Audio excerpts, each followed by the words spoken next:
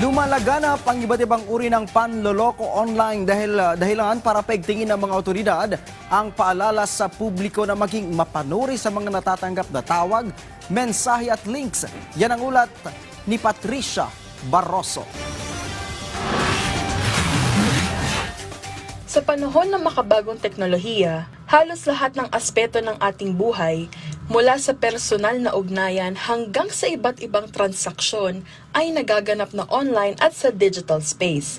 We are seeing a massive proliferation of scams pa din sa social media. So social media scams. So ito po yung mga phishing scams na ang main distribution channel, online na po sila, ma'am.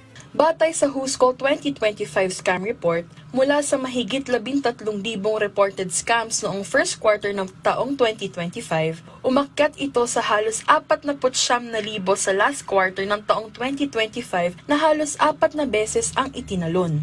Ayon kay Mel Migrino, Country Head at General Manager ng Google Lookup, ang mga loan at reward scam ang nagsisilbing patibong para mahulog sa panloloko ang maraming Pilipino.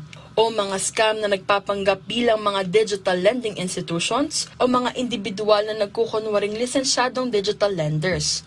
At mga rewards-related scam kung saan hinihikayat ang biktima na i-claim ang umunoy premyo sa pamamagitan ng pag-click ng isang link.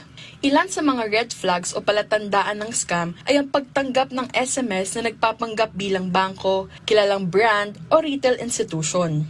Mga mensaheng may kahinalang link, sender na may random na letra at numero, sense of urgency at labis sa paghingi ng personal na impormasyon.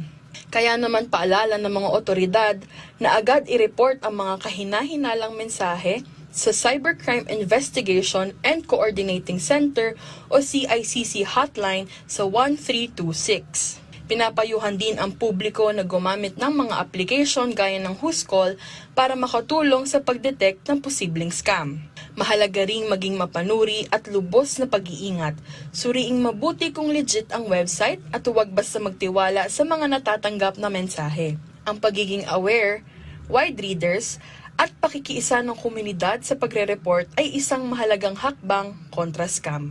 Patricia Barroso, para sa Pambansang TV, sa Bagong Pilipinas.